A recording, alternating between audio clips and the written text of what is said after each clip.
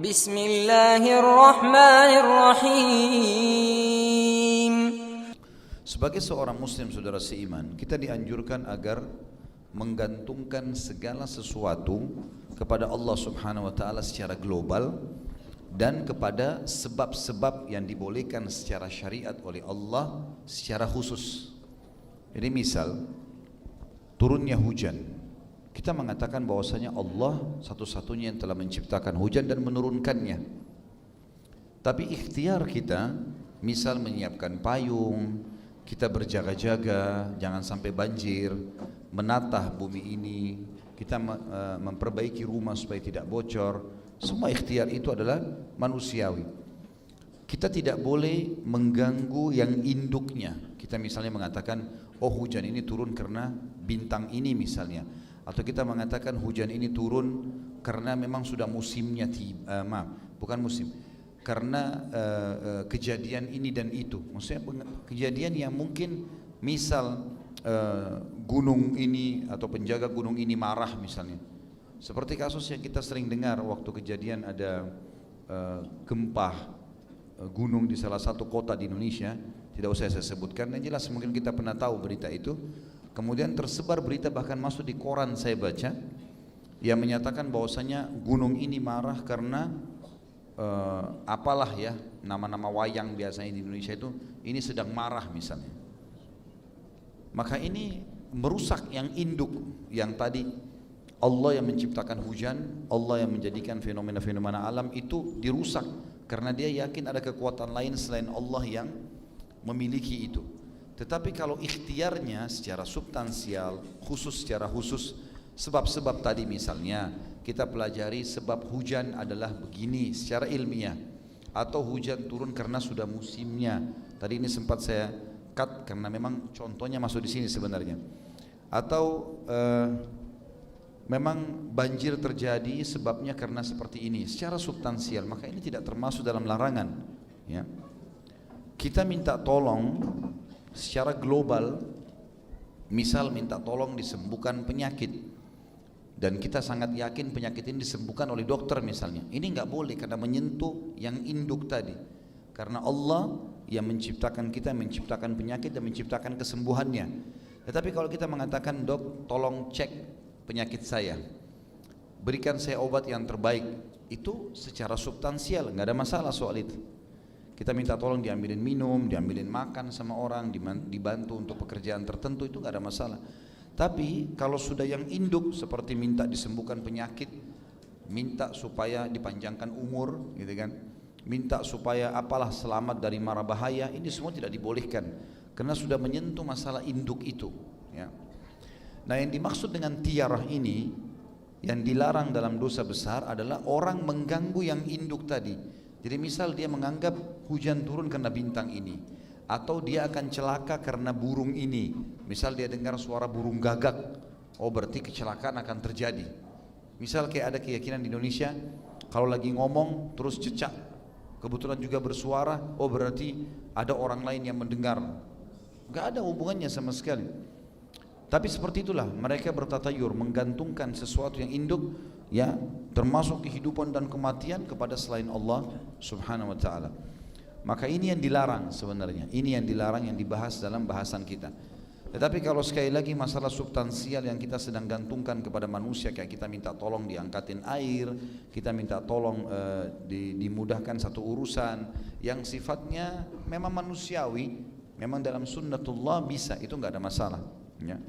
Ini perlu digarisbawahi. Makanya tatayur yang diharamkan adalah orang-orang yang menggantungkan secara totalitas semuanya dan memastikan kalau itu dari makhluk tadi, kayak sembuhnya penyakit, kayak turunnya hujan.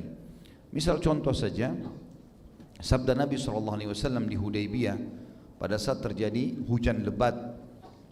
Dan ini sekaligus saya luruskan, kalau tidak salah di salah satu ceramah saya pernah saya sampaikan hujan ini turun di Madinah, tapi yang benar adalah turun di Hudaybiyah dalam riwayat Bukhari.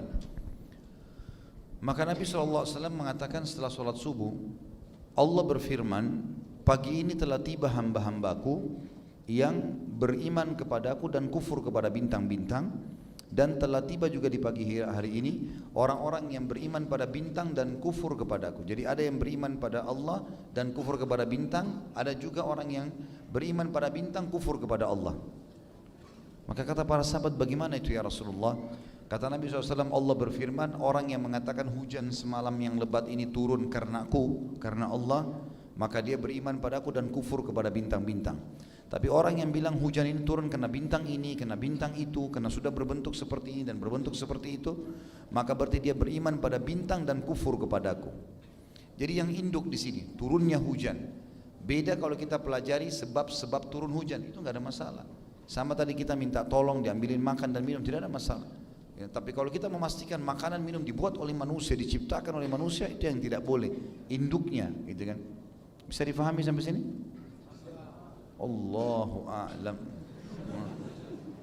Harus paham dia.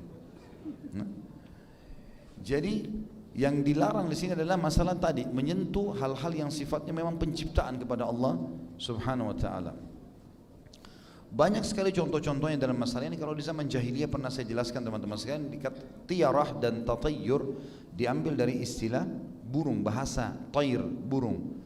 Tradisi mereka jahiliyah ada dua, mereka menerbangkan burung.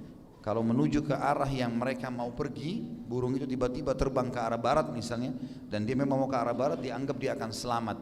Jadi dia menggantungkan keselamatannya dia, yang sebenarnya ini hak kausalitasnya Allah pencipta, itu kepada burung tadi, nggak ada hubungannya sama sekali.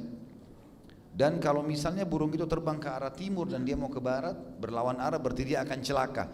Dia hubungkan mara bahayanya dengan burung itu, nggak ada hubungannya sama sekali.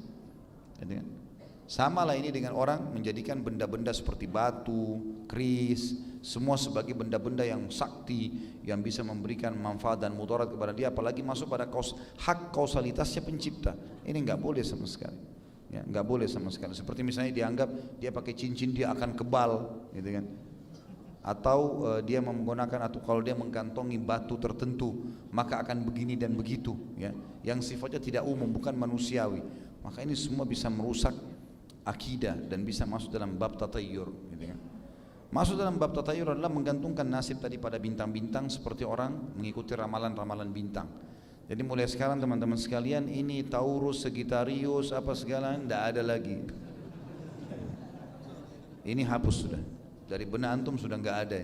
Ini masa jahiliyah dulu. Ya. Nggak bisa. Karena gambar-gambar bintang-bintang itu, apalah namanya, itu adalah dewa-dewanya orang-orang Yunani dulu. Nggak ada hubungannya sama Islam sama sekali. Dan itu dewa-dewa mereka, berarti ada Tuhan-Tuhan selain Allah. Lalu mereka tebak-tebaklah bintang itu bentuknya seperti ini, maka dia adalah dewa yang sedang berkuasa pada saat itu. Begitu keyakinannya. Dan disitulah ditebak-tebak nasib orang, ya. Jodohnya lah, warnanya lah, rezekinya lah. Bahkan ada banyak di antara kita membeli majalah hanya untuk baca itu saja. Hah? Yang senyum tahu diri, ya? Nggak boleh. Ini masuk dalam bab tatayyur, menggantung nasib pada bintang. Apa hubungannya? Tidak ada hubungannya sama sekali. Sampai lengkap ininya segala macam. Sama juga sekarang dikembangkan dengan sio-sio apa? Ya, apa? Sio, ya, itu kan banyak. Feng Shui mungkin masuk ke rumah, tapi menebak-nebak seperti bintang-bintang. Kan kalau istilah Yunani tadi Taurus, Sagittarius segala, istilah Cina kan juga ada. Sio ini, sio itu, yang ular, yang ini, yang itu segala macam, itu sama, ini sama saja. Jadi dia menggambar dan dia mengambil misalnya sifat kalajengking seperti apa sih, baru kemudian ditarik, hubungkan dengan manusia, nggak ada hubungannya. Kalajengking, banteng segala alamnya sendiri, ini manusia. Ngerti nggak ini? Harus ditinggal. Sepakat? Ya Allah, saya sudah sampaikan. Allah jadi saksi. Ini bahaya tatayur, karena ini bisa sampai pada masalah-masalah merusak, dosa besar. Enggak boleh. Jadi enggak usah diingat lagi tuh. Oh, saya lahir tanggal sekian bulan ini berarti bintang ini, atau mengikuti segala macam terkaan-terkaan, gambar lah, lukisan lah, gambar ini, gambar itu. Masuk juga dalamnya masalah feng shui tadi. Nanti kalau rumah, paman saya di Johor di Malaysia jual rumah. Pada saat itu saya sempat tanya, rumahnya laku? Iya, masya Allah. Yang saya ingat, saya sempat tanya, kenapa kok laku? Dia bilang ada orang non muslim beli. Paman saya ini mungkin 10 tahun tinggal di Mesir. Tradisi orang Mesir kalau mereka bangun atap begini, nanti ditonjolin lagi ada kayu, ditarik-tarik kayu gitu ya, untuk hiasan sebenarnya. Kalau zaman dulu untuk menguatkan tanah liat, karena mereka belum punya semen. Tapi sekarang di modern pun masih dibuat seperti itulah. Karena paman saya ini mungkin suka, mereka dibuatlah begitu masuk pintu ada 3 atau 4 kayu menyilang gitu ya. Ini orang non muslim ini datang, begitu lihat nggak pakai nawar, bayar langsung. Setelah selesai terima duit, baru paman saya tanya, kenapa? Dia bilang ini bagus, nasibnya mujur.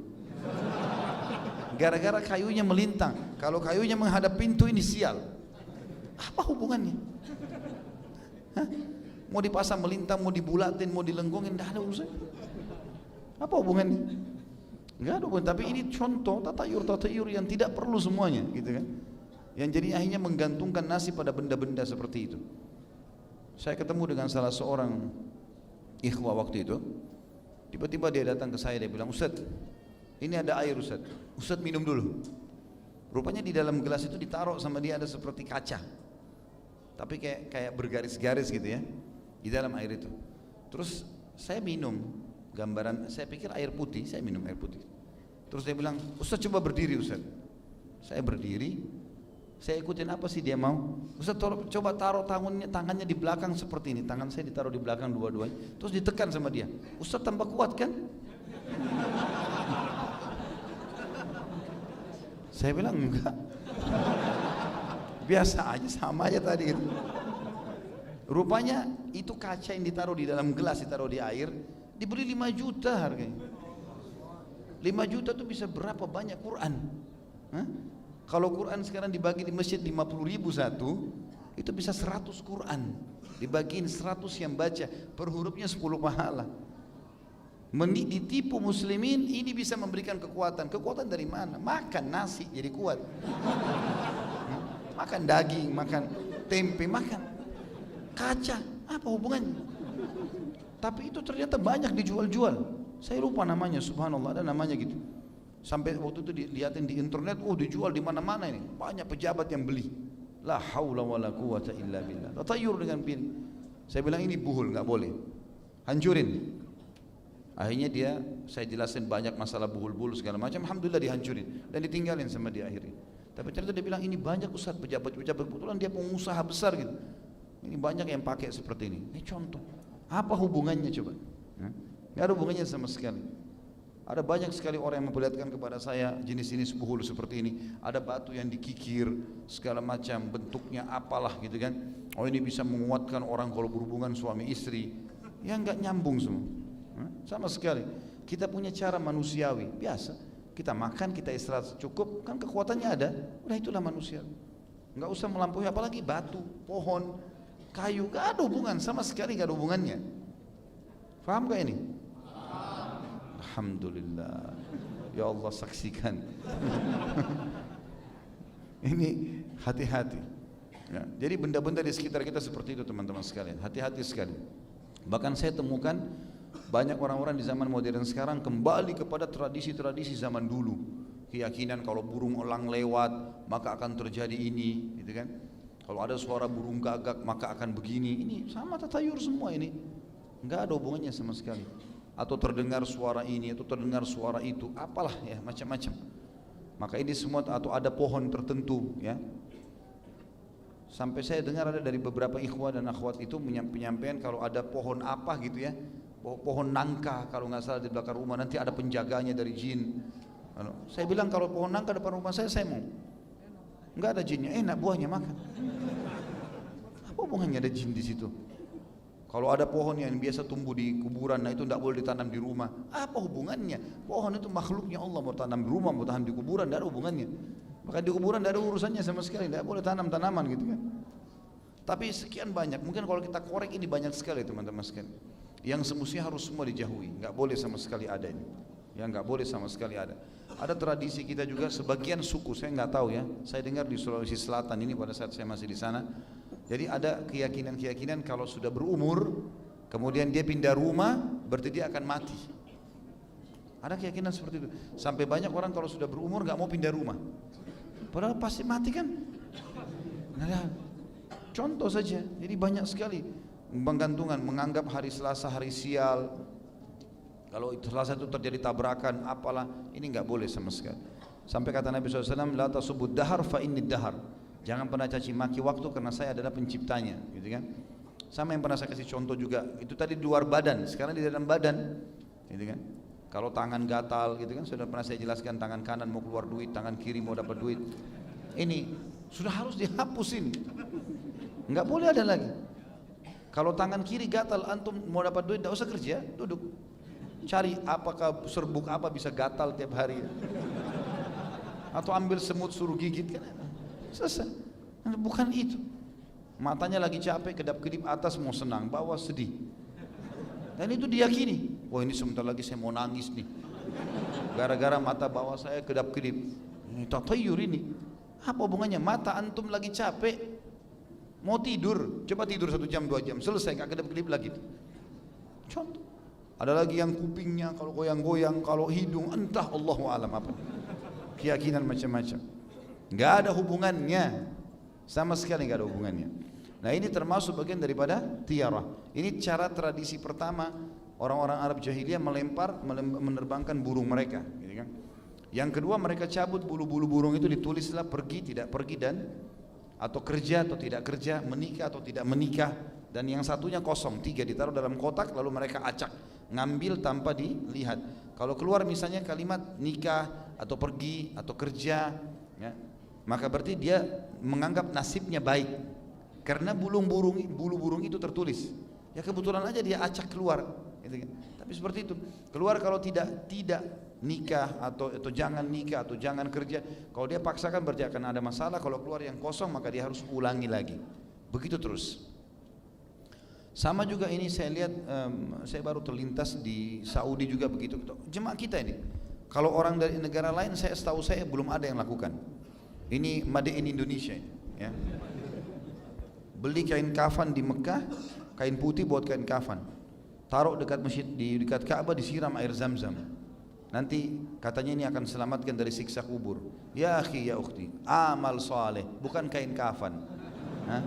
Mau pakai peti, mau pakai kain kafan, kalau dosanya banyak dibakar. Tenggelam di lautan, dimakan ikan habis, kalau amal solehnya baik, aman. Itu harus difahami, tidak boleh sembarangan. Sama jauh, kayak kain kiswa Ka'bah digunting, dibawa pulang dijadikan jimat. Kain kiswa, penghias Ka'bah, saudaraku, gak ada hubungannya. Dijual sekian juta, ini bisa begini, ini bisa begitu, gak ada hubungannya sama sekali. Hormati Ka'bah seperti yang Allah dan Rasulnya perintahkan. Tawaf, sholat menghadap sana, jaga kesuciannya, tidak boleh kita kotorin masjid, nggak boleh kita buat maksiat itu. Nah itu, bukan ngambil gunting. Sampai ada orang kita kan ditangkap tuh di penjara. Orang Indonesia tuh ditangkap. Orang biasa ada yang gunting kecil-kecil, ini besar. Oh iya, ketahuan sama polisi, ditangkap. Dia gunting besar sekalian. Mencuri rumahnya Allah lagi dicuri. La haula wala quwwata illa billah.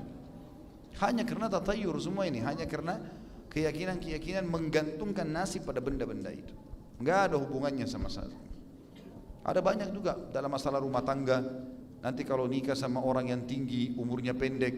Nanti kalau orang yang pendek, orang pendek postur tubuhnya berarti umurnya panjang. Ini bahaya sekali. Allah yang tentukan ajal, tidak ada hubungannya dengan tinggi pendek. Umar bin Khattab tinggi tapi umurnya panjang, ada hubungannya, gitu kan? Tapi seperti itulah, banyak sekali lah. Kalau nikah sama orang dari sini, kalau orang nikah seperti ini, kalau mukanya seperti ini, wah luar biasa, wajah ditebak-tebak lah, ya. Kalau alisnya nyambung itu apalah, ada gitu kan? Kalau alis nyambung nggak tahu apa, kalau alisnya cekung apa, Allah ciptakan begitu, nggak ada hubungannya. Kalau yang tipis alisnya nanti begini, itu semua nggak benar. Ada juga yang kalau kupingnya kecil, ini apalah khurafatnya kalau kupingnya besar, ya. Sampai dihubungkan dengan masalah penipuan, ya, nasib buruk, ini semua. Padahal nggak ada hubungannya sama sekali, nggak ada hubungannya, gitu kan? Baik, kita bacakan apa yang dikatakan oleh Imam Az-Zahabi, rahimahullah. Kata beliau, mungkin ini tidak termasuk dosa besar, ya, dari Salama bin Kuhail. Beliau mengatakan tiarah ini maksudnya mungkin tidak masuk dosa besar kalau masih dibahas oleh para ulama. Kalau ada orang melakukannya tanpa dia sadar, dia tidak tahu, kayak cuma tradisi kaumnya dia belum tahu, mungkin masih dikatakan menurut beliau dimaafkan oleh Allah karena dianggap orang bodoh, tidak ngerti. Tapi kalau sudah tahu maka masuk kategori dosa besar. Diangkat dalil oleh beliau adalah hadis Nabi SAW, disahihkan oleh Tirmidzi. Kata Nabi SAW, at-tiyaratu syirkun wa ma minna illa walakinna Allah yudhibuhu bitawakkul. At-tiyara adalah suatu kesyirikan, dan tidaklah kami melainkan orang yang tertimpa praduga salah satu dari sifat tiara itu. Artinya pasti syaitan bisikin. Apa saja tadi contoh-contoh itu mungkin masih banyak yang kita tidak sempat atau tidak terlintas di benak saya. Itu apa saja, pasti kata Nabi SAW syaitan akan masukkan itu, karena itu bagian dari kesyirikan, dosa besar. Tetapi kata beliau, kata Nabi SAW, Allah akan menghilangkan dengan tawakal. Nanti kalau kamu nikah sama ini nanti akan begini nasibmu. Tidak. Saya bertawakal kepada Allah, saya tahu keimanannya bagus, saya menikah. Nah, misal orang menikah sama suku ini maka akan dikenal orangnya begini dan begitu, itu kita lihat keimanannya, bukan masalah itunya. Jadi kita bertawakal kepada Allah. Kita mau safar mendung, tapi kita yakin ini hujan, umumnya insya Allah musim dan apa, jalan aman terang, kita jalan tawakal kepada Allah. Ini tawakal menghilangkan semua was-was itu, sudah nggak ada lagi was-wasnya, nanti hilang. Tawakal artinya mengembalikan perkara kepada Allah setelah ikhtiar. Dan juga Nabi SAW bersabda di dalam hadis yang sahih, dan hadis ini riwayatkan Bukhari nomor 5756 dan 5776, dan Imam Muslim dalam Kitabus Salam nomor 2224. La adwa wala tiyarah wa uhibbul fa'la. Qila ya Rasulullah wa mal fa'al? Qala al kalimatut tayyibah. Tidak benar keyakinan bahwa penyakit menular dengan sendirinya tanpa sebab, dan tidak benar meninggalkan pekerjaan karena burung, tadi tatayur. Dan saya justru cinta kepada optimisme yang baik. Ditanyakan kepada beliau, ya Rasulullah, apa itu optimisme? Apa yang Anda maksudkan dengan al-fa'al? Kata Nabi SAW, kata-kata yang baik. Nanti kalau kamu safar atau tinggal di sini atau kerja di sini nanti akan seperti ini. Khairan insyaallah. Insyaallah Allah berkahi, insyaallah akan baikan. Ini orang yang sudah jadi pasangan hidup kau, kayaknya keluarganya kurang baik. Insyaallah Allah baikan. Selalu kita bicara positif. Kita mau safar darurat, nanti bahaya kalau malam-malam, insya Allah Allah jaga. Nah ini kalimat-kalimat optimis semuanya. Yakin bahwasanya Allah SWT akan menyelamatkan dia. Ini semua akan menghilangkan tatayur-tatayur yang berbahaya tadi. Potongan hadis yang dikatakan tidak benar keyakinan bahwasanya penyakit menular dengan sendirinya, maksudnya adalah harus ada sebabnya. Harus ada sebab. Tidak mungkin tiba-tiba orang cuma lewat kemudian tanpa sebab, tanpa ada yang memindahkan, kemudian tiba-tiba tersalurkan dengan sendirinya, enggak. Berapa banyak kita temukan suami istri yang suaminya sakit atau istrinya sakit tapi tidak tertular, belum tentu. Cuma ada sebab-sebab yang mungkin menyebabkan itu semua, gitu kan. Mungkin orang tersentuh kayak flu, batuk dengan air liurnya, dengan wadah yang bekas dipakai minum atau apa, itu mungkin. Tapi kalau enggak, ada orang subhanallah flu sampai dia sembuh, suami istri atau suaminya enggak kena, gitu. Karena memang dia bisa menjaga kan. Dia kalau gosok, dia bersihin ingusnya, kemudian maaf dia buang di sampah. Dia menjaga, dia kalau salah dia pakai masker, dia kalau salaman bekas pegang dia enggak berpegang pada orang lain. Ataupun kalau yang satunya yang sehat menyentuh maka dia cuci tangan. Maka itu semua bisa, ya. Tidak mungkin menyebar tanpa sebab. Itu makna hadis Nabi SAW. Jadi enggak boleh tiba-tiba kita main salah-salahin orang saja.